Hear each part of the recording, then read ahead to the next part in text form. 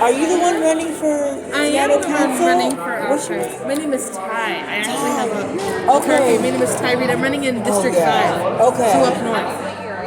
Up north, okay. Yeah. You're in Seattle, right? No, I'm in SeaTac, but I know a lot of survivors who are in Seattle. Well, yeah, because like Aurora goes through District 5, so it's like a hotspot. But yeah, these are perfect. These are definitely things. Yeah, you can check out the website by scanning the QR code and just like let people know about it. I'm kind of running a kind of grassroots, small, scrappy campaign because we don't really have that many good options this year. But want as many people as involved as possible. So just that would be great because not only that, but like we need more representation for people who actually care about these things. Not like put on your little shoot, I care, and then I get in public like. And just who have the analysis that you're talking about, right? It's not just like people are deciding to be one way or another. It's like you literally have to have a certain credit score. You can't have been evicted before. You like even if you have like $10,000 cash, you can't get accepted because you don't have income. Like Exactly. Right? When I came down here, I had $10,000 cash. I thought that was enough to give me a apartment it's paper. like you have to prove that you're legitimate, and it just doesn't. Then I should have shared more. I didn't plan on speaking, but one of the things that I was telling them is that like trying to get a job with that on your record is hard. So I've been trying to get it expunged, but I had actually moved back to DC, got away from my trafficker, so I'm here, and I moved back to Maryland, and I got hired by Aetna. And they hired me, and then they said that they can't hire me because I have a prostitution charge, and that's a crime of moral integrity. In turn, causing me to have to go back out to working. So I think like people knowing stuff like that is important because, like you said, there are literal barriers in place to keep us at a lower status. This is not only the systematic oppression of people of color, women of color, but like unhoused people. Because I tell you, I had $10,000. I thought I was going to come here, find a nice place and everything, and it wasn't like that at all. And then if you find someone who doesn't want to follow the rules, then they're exploiting you. Exactly. Like accepting immigrants, but then fucking them over. Like I saw a lot of that as a housing case manager, where there's just no protections, and so they get exploited. Exactly. Because they're like, oh, you're an immigrant anyways. So they'll take their money. They'll like make a lot of money, and then they'll evict them within seconds, right? At any moment, if they do anything. If they do anything wrong, and it's terrible. But this is definitely so. When is the primary is in August 1st. August 1st. So there's still time to register online. We have the link to register to vote if you want to check for any of your friends who are in Seattle. There's a link if you want to volunteer or just contact us just to like let talk it out. Like I think I want to connect to as many people as possible who want to kind of get their ideas out there. I'm not really running on like having the best ideas myself. It's more about like uplifting voices who have been saying the same shit for years and years and years. So definitely feel free to reach out. Okay, this is perfect. I should put my email on there, but it's definitely on the website somewhere. Do you want to write it? No, you got a pen? Yep. Because I was writing down the different organizations that we work with, because I was not planning on speaking. I had a whole bunch of other stuff that I wanted to say, but where did she go? I think she left. She asked me a question like, did you read my poem over there? I hadn't gotten a chance. We haven't been all there. We're working our way back. Yeah, she read it and she's like, I got very emotional, but I wanted to know like what was your intention with it, and I said my intention was to bring awareness to it because there's so many things that are going on that people just turn a blind eye to, and it's gonna get worse for the next generation if we don't address it now. So that's why I was sharing. Because it really happened. We've got a whole generation of kids who are going to have parents who have been killed by overdoses with the rate that we're going, right? With the rate that we're going, exactly. And it's just unfortunate. Can you show me your poems? I want to miss it before I go. Okay, Let's go right to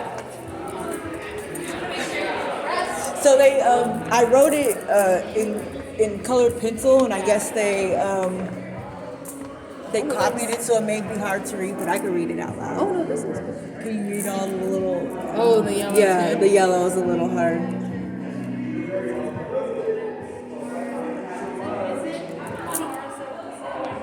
Is there any way to see these outside? Like, are they gonna put these together anywhere? I don't know. I could ask her if they could like do this again, and they don't have to use my or like handwriting. a book or something where they could all be together or something. That's what I was working on. Even if it was digital, have them all have in a place. digital That'd be really thing. cool. Yeah, because I had sent her. I wrote these up when I was there, and this like with the colored pencils and stuff. But I thought that they were gonna blow them up and put them higher, but it just says like homelessness is a problem we should all be concerned about. It happened to me. It happened to me. Poverty serves no one. It doesn't make sense that some people have homes for each of the 4 seasons, but there are others who who have no home. Homelessness is a human rights issue. It steals hope and crushes dreams. It leads to a road of very dangerous but real things. For me, being homeless led to being a victim of human trafficking, and I'm not the only one. Being bought and sold turned into commercial sexual exploitation. That type of violation is domination from masters of manipulation. The information I'm sharing is to bring illumination and education because it affects the whole population, especially the next generation. It causes devastation, isolation. It is all of our obligation because there is no justification. There's an illusion of separation, but we're all part of this nation. We all deserve liberation. So gratitude and appreciation for what I will continue to do for communication because I know what it feels like to be without a home and feel like you're all alone. I really like that. Thank you so much for sharing that, Yasmin. That's the bio that we came on. I love this picture Thank too. you. That skirt is cute. Yeah, thank you. Yeah, so before we left, I had started working on some stuff that I hadn't finished yet, but it was like I don't know if I'm going to title it The Misconceptions of Homelessness or The Myths of Homelessness or whatever, because the things that I spoke about, I think people really need to know because they look at them like, oh, you're lazy, we want to work, but do you know how hard it is to work when you don't have an address to go to every day? I mean, living in my car and working a full-time job, they had no idea that I was homeless except for a couple of my coworkers, but that takes a lot of tenacity. It takes a lot of energy. And the hotels out here are so expensive. They do that on purpose, even in the places where they should be cheap. Exactly. They're super expensive because they know that people need them. Exactly. They'll do what it takes to pay. And that's why we really need people to get involved and bring awareness. And I feel like it's like a full circle moment because when I was in Washington, D.C., I worked for the National Coalition for the Homeless, and now they're the new sponsor for the LEC. Oh, really? So, because they're done with the KCRHA?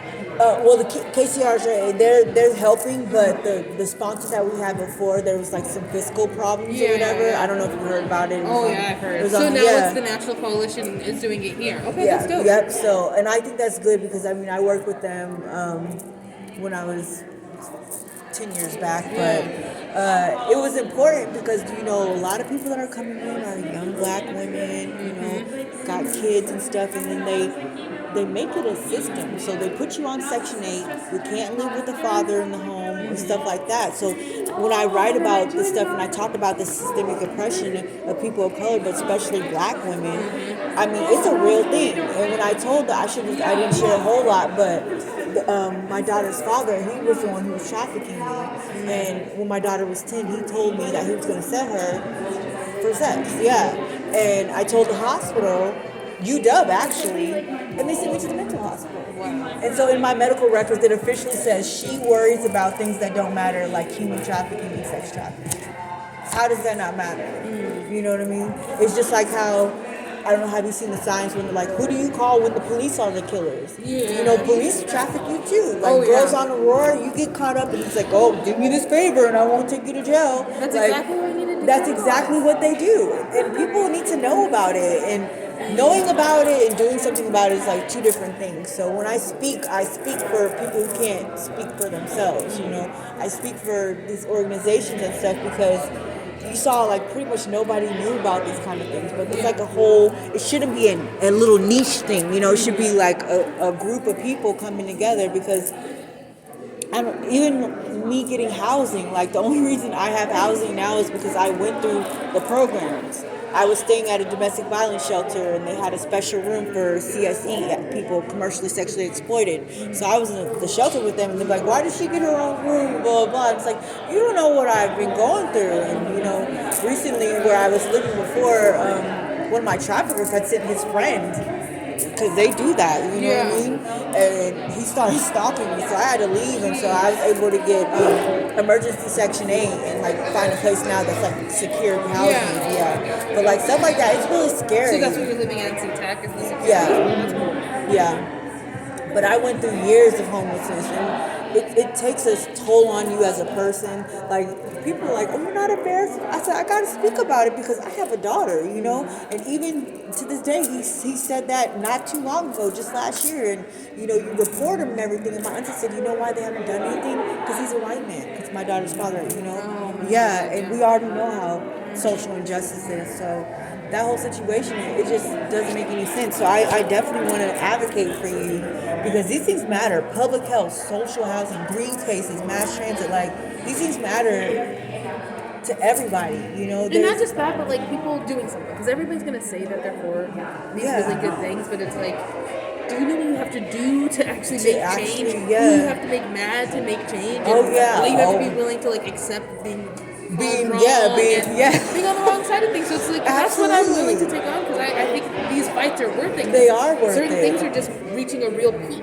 We're seeing so many more people every year. Record high death on the street, record high overdoses, record high car crashes on Aurora because it's so dangerous. And you know, there's ways we can change it. And a lot of and a lot of people don't correlate the two. Like, oh, they're out there using drugs. Yeah, because they probably tried to get a job, a house, and everything they couldn't. So they may even women in situations where they go to somebody because they're fleeing domestic violence, and they meet this nice gentleman who then turns out to be an abuser again. And you got kids. Like I even had a social worker who she couldn't even get away from her boyfriend because she was like, I won't be able to get housing. Like I have these kids and I don't want us to be homeless. Like nobody wants to go through that, but people are suffering with this shit every day. And I'm 14 months and 12 days sober today, you know. And thank you. And that was difficult enough because we all have trauma, right? You know, some people are like, well, I could just smoke weed, but for some people they need something harder and they want to overdose, they don't want to be here anymore.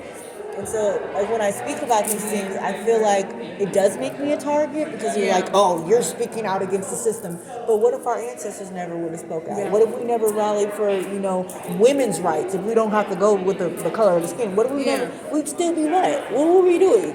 Barefoot pregnant in the kitchen? I don't know, you know? Just like, somebody's gonna do it. I'm really glad that you're out there doing it, that you're on the journey that you are. It sounds really impressive. But it's not everybody should have to be a warrior just to get through it. It has to be the hardest I'm working on person. my warrior goddessful. And like when we go to these jobs, like for example, ops. One thing I love about them is that they're a survivor-led organization. So survivor, and one of the girls now, she started off as a recipient, and now she's the executive director. Wow. Yeah, and we got 3 black girls in office now. Is that all of King County ops? Or Yeah. Is that Seattle? Okay, that's all of King County. Yep, all of King County. They're located in Berrien, and they, like I said, they help people in and out the life. Like when I tell you they helped me escape the life, like putting me up in hotels secretly under their name so people couldn't find me, and you know, I don't have money for rent, or we have client assistance, or even now because I don't get food stamps. It's like make too much money on SSI. $1,500 a month is not enough. Oh my God. So I get it through my health insurance, $125, and I'm a vegetarian, and they like charge twice as much for you know. So you can't even. That's so ridiculous that that's too much money. Yeah. They said $1,500 is too much money. And then they wonder why people don't get jobs because that's the only way to get services. Exactly. And then it's like you want to work, but if you work more than a certain amount, they cut off your SSI. But I got my SSI because I was going in and out the mental hospital because of the trauma that I was experiencing, you know? And it really infuriates me, like, what my medical records actually document. Like, It follows you. It follows you, and then they're like, oh, so if something happened, she was already feeling like that. I'm like, no, that's not the case. And even when you complain about it, like this one doctor at Navos, she wrote in my medical records, oh, I sat with her for an hour. I discovered that she has no husband, no education, no history of trauma, and no children. And I'm like, she literally documented that I didn't have a child. When every time I go, I say something about what's going on with my daughter's father. And they just don't believe it, just how they don't believe that the police are involved in it. If you even go on TikTok, there's like, literally, if you look up child sex trafficking, there's videos about it. And they talk about, that's a $1 billion industry, you know, and it happens, and these people are rich, you know. I don't know Epstein Island, stuff like that. Stuff like that is coming out, but it goes so much deeper than that. I mean, I have people at Ops right now that their kids are actively being trafficked, and they're trying to keep them in the system. Like CPS knows about it, all this stuff, and you talk about it, and next you know, you're like got a big ass target on your back, and people are looking for you, you know. And it's really scary. It's really scary. So You gotta take care of yourself, okay? Can I hug you? Yeah.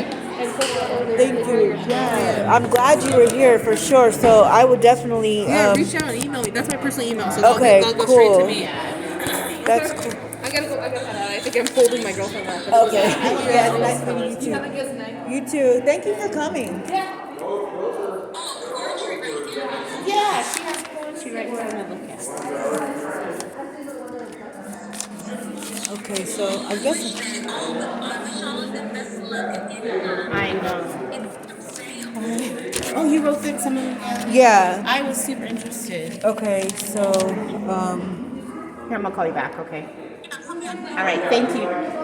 okay. So these are some of the ones that That was when you first said that. yeah, stolen youth. Because most people don't even know that it exists. I had never heard of it. I didn't know. Like, we know the problem exists. Oh yeah. But as far as like organizations and stuff, other than being in the airport and you see the signs that say, you know what I mean, if anyone's being exploited or if you need help. But if you go look on their website, I'm pretty sure they have something about the not on our watch luncheon that they had this year. Oh yeah. Okay. And when I tell you the statistics about it, you know, as African American people, we're not the main population out here, but we're like literally 80% of the trafficked individuals. And so what I was telling them, as far as with some of these organizations that I advocate with, like World Without Exploitation. People don't know they're trying to legalize prostitution and decriminalize it, which means I that there's understand going to be more. right, more of it. Yeah, so they're coming up with like an equity model, and it's literally like a battle we're fighting. I just went down there in December for that for the conference that they had. Not on your watch. Not on our watch. No, this was for World Weed. Oh, okay. Well, it was World Weed and Rights for Girls. Mm-hmm. So the lady named Yasmin actually is the executive director. Yeah, so it's funny because, you know, the thing about OPS that I love is that they're a survivor-led organization. Wow. So the person who created it is a survivor herself. And so now, like I was saying, not only is it a place for survivors to come where they feel safe, but like they employ survivors too. So one of the girls who was a participant, now she's the executive director. And it was so important for her to get the job because it was a white-run organization, but majority of the people who are coming in there for services are black women. Yeah. And, you know, and like you were saying, yeah, I'm sure it makes people uncomfortable. I'm sure people could have their opinions. Yeah. But oh well, because literally, who do we care about? Do we care more about our daughters and our sons that are going through this? Or do we care about the politicians? And no. Yeah, you know? absolutely. And like I was saying, if we didn't ever advocate for change or speak out about stuff, we'd still be in chains. Women would have no rights. Right. You know, like even all of that. Just, excuse me. and it's just really mind-blowing, like how people don't recognize this stuff going on, like right in front of their faces. I think as far as sometimes the public and also politicians, I have a problem with things being a trend. Oh, I'm doing this because this. Yes, you know what I mean. Like yes, of course, we want people to be, allies and stuff, but I don't want it to be because it's the trend. I'm an ally because it's a trend. Oh, yeah. You know what I mean? Oh, it's I know trend. exactly what you're talking about. It's the trend. Exactly. I'm the token survivor that they found at the conference. Oh my gosh, you're perfect. Oh, let's go. And I went with them, with two allies and another young black woman, and we went to the senator's office and actually went there and lobbied. But that's awesome. Yeah, that's awesome. Because sometimes that'll give you an in for sure. It'll open doors for you, which is great. That's great. But you want it to be real and not for sure. That's why I love the women at OPS, because like when I say they're my allies, they advocated for me. Like when I say they actually got me out of the life, like I was actively trying to get away from my trafficker. They made sure I had a hotel room under their name, so there's no way that they could find me. Right. When my trafficker sent somebody to me, in the last place that I was living, and he started stalking me, they were able to give me emergency assistance, emergency Section 8 to move and stuff like that. She done been through some shit. You know that's my baby sister, right? I heard you say, oh my gosh, that's so cute. See this one now? This is all of us. Yasmin, she right there. Oh, that's cool. Yeah. Raven, Olivia. That's cool, right? Eugene, Yaniv. Yeah, we're all in here. I hope you get some more sales. I was telling them, like, come on and support our people, because these people are still unhoused. Like, I'm lucky enough to have housing, but it's because it's a little different when you're a woman going through the system. It is than when different. you're a man. It You know, is different. when you're like actively, like I said, it didn't come overnight. Like I was in shelter after shelter. I was part of the CSE program, commercially sexually exploitated, where they had like a special room for girls like me and stuff. Because I don't think people really understand the seriousness of No, it. for you sure know? not. And probably how big it is. Yeah. How expansive it is. It's expensive. Like I was telling them, it's $1 billion business, and you got a lot of rich people who are doing all this stuff, and then they're like, and they can pay to make you disappear and all that type of stuff. So it gets scary at times. It gets scary, but like I said to my daughter, I said I have to speak out about these things and say it over and over again, because if I don't, then that's like someone who lost their voice behind this. Like with domestic violence and stuff like that. People, oh, you were just in a bad relationship. No, some people are really crazy and they do not want to let you go. Yeah. You know? Yeah. And it's just, this is a scary world we live in. Like, another one that I do too, it's not sex related, but I'll write it down here. It's called the Sandy Hook Promise. Do you remember what happened? Yeah, I do. Yeah. So I'm one of the leaders there. So we do different like fundraisers, and like they'll send us emails, oh, this law is about to pass, write your name against it or something like that, because I mean it makes me question what type of world we live in, that babies can't go to school without getting killed. It's terrible. And they continually do nothing. They do nothing. Continually do nothing. I saw a research study, and I forget what country it was, but they like stopped with the magazine sales of the assault weapons and stuff like that. Haven't had a shooting since. No, it is. It's like in Europe and different places. Yeah, it's different places. But here, it's unimaginable. Yeah, it really is. So I thought I'm gonna ask her probably because when I wrote this up, I wrote it in colored pencil, or whatever. So some parts of it, I thought they were gonna blow it up and then like put it bigger. So this is just the original. I guess because they were like space wise. It looks pretty, but if they should have made it bigger. Yeah, 'cause it's kind of hard to read, like especially the yellow parts right there. But I was surprised because the girl was like, "You wrote this? I have some questions." And she's like, "Well, what was your intent?" She's like, "I saw it and I was like emotional and everything because I've been sheltered, I've never been in a house, and all that." I said, "My intent is to bring awareness, to activate for it, because we all go through things in our life for a reason, right? There's got to be a reason I had went through that hell, you know." And if that means me speaking up and telling people about these different organizations, then that's what I'm doing, and it's hard. Like I told them with the whole drug thing, I'm 14 months and 12 days sober now, and thank you. I was like, that was so hard because we all have trauma, right? And how do you face? I can't imagine. I had a friend. She had made a post. Not going through anything close to the hell that you went through, but sometimes she was saying, she's going through divorce and everything. Sometimes you feel like your life is falling apart or whatever. She was saying, when you're late at night, she's like, I may be good during the day, but late at night sometimes when you're alone and you start thinking about those things or whatever, and I can't. What we did together is make. I can't imagine. You know what I mean? Difficult. I just applaud you. I'm so happy for you that you've been able to